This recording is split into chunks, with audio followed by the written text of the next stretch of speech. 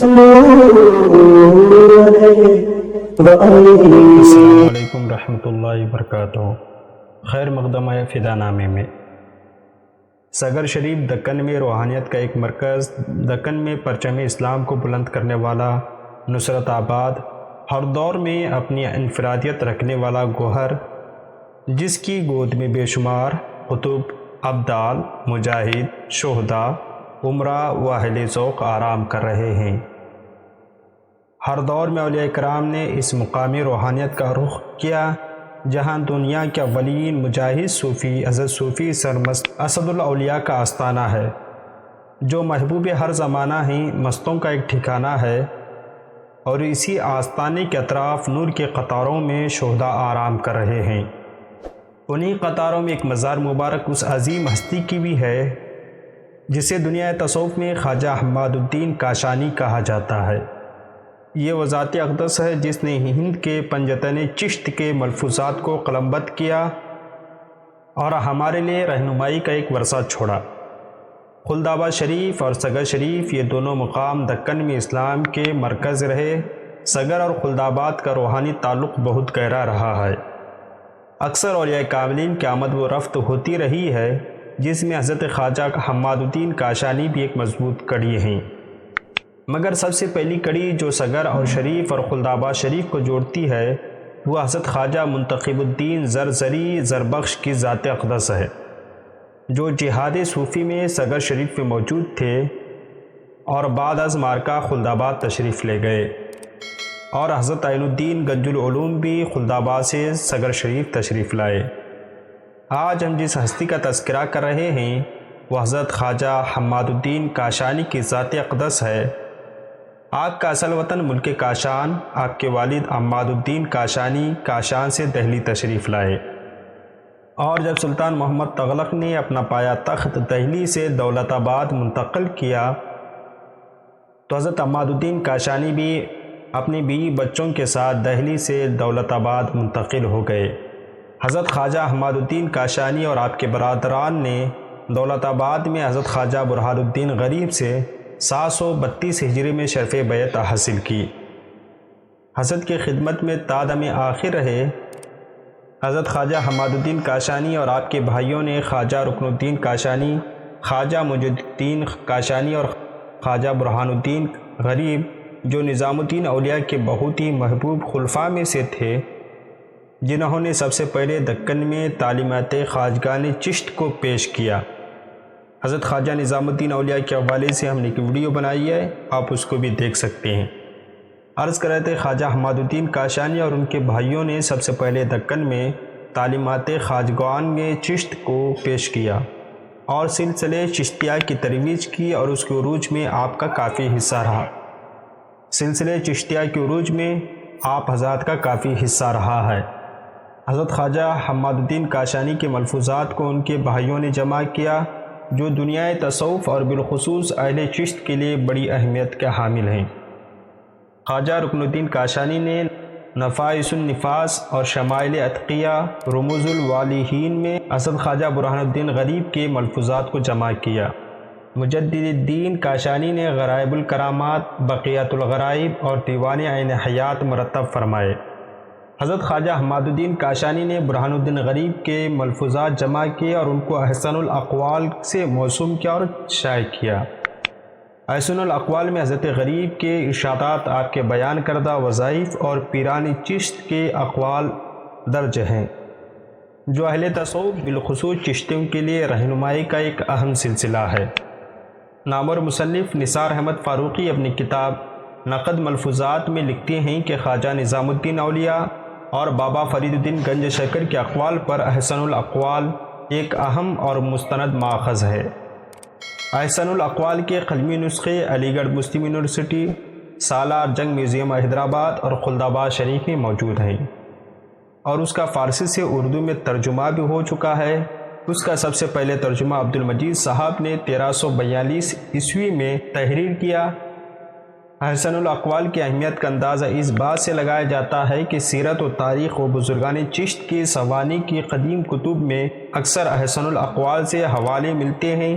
کئی اہم مورخین نے احسن الاقوال سے روایات نقل کی ہیں۔ اس کتاب میں کئی ایک اہم مسائل پر گفتگو کی گئی ہے اور اس میں کل 29 باب قائم کیے گئے ہیں جو برہان الدین غریب کے ملفوظات ہیں۔ حضرت خواجہ حماد الدین کاشانی کے احسن الاقوال کے علاوہ اور 3 کتب مشہور ہیں۔ نافع المسلمین یہ کتاب فقہ پر لکھی گئی ہے، اور 2 کتب حصول الاصول، اسرار طریقت، یہ کتب طریقت کے اصول پر تحریر کی گئی ہے۔ افسوس کہ یہ کتب اب دستیاب نہیں ہیں اور نہ ہی ان کے نسخوں کا کوئی پتہ چلتا ہے، مگر محققین کی نظر اس پر جمی ہوئی ہے۔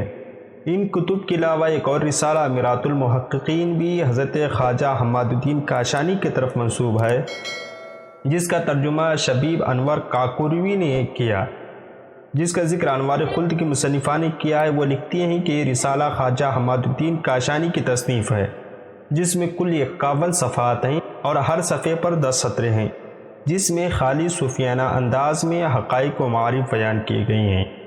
مزید آپ لکھتی ہیں کہ خواجہ حماد الدین کاشانی نے اس رسالے میں فرمایا، یہ رسالہ معرفت، خدا شناسی اور عجائب قدرت کے بیان میں لکھا گیا ہے، اس لیے میں اس کا نام میرات المحققین رکھا ہے۔ میرات کا مطلب آئینہ، اور جب کوئی خوش عقیدہ آدمی اس کتاب کو مطالعہ کرے گا تو اس میں خود کو دیکھے گا اور خود سے خدا شناسی تک پہنچے گا۔ من عرف نفسہ فقد عرف ربہ، جس نے خود کو پہچانا اس نے رب کو پہچانا۔ چنانچہ خواجہ حماد الدین کاشانی کی کتب کی تعداد 5 ہوتی ہیں۔ پہلے نمبر پر احسن الاقوال، حصول الوصول، اسرار طریقت، نافع المسلمین، میرات المحققین۔ حضرت خواجہ حماد الدین کاشانی کی صغر شریف میں 338 ہجری کے بعد آمد ہوئی۔ جب خواجہ برہان الدین غریب کا وصال ہوا تو یہ وہ دور تھا جب اکثر اولیاء کاملین کی آمد و رفت کا صغر شریف اور خلد کے درمیان سلسلہ جاری تھا۔ خواجہ حماد الدین کاشانی جب صغر شریف تشریف لائے تو اس وقت جید علماء کرام وہاں موجود تھے۔ روایت خواجہ حماد الدین علیہ رحمت رضوان حضرت صوفی سرمست کے لنگر اور خانقاہ کے محتمم رہے، اور آپ ہی کے زیر نگرانی تمام لنگر کے انتظامات ہوتے رہے، اور آج بھی روایت باقی ہے کہ درگاہ شریف میں دوران عرس حضرت صوفی سرمست لنگر آپ ہی کے بارگاہ کے قریب تیار ہوتا ہے، اور کہا جاتا ہے کہ عرس شریف کا بھنڈار جو خانوادہ حضرت صوفی سرمست میں تقسیم ہوتا تھا وہ آپ ہی کی گنبد میں ہوتا تھا۔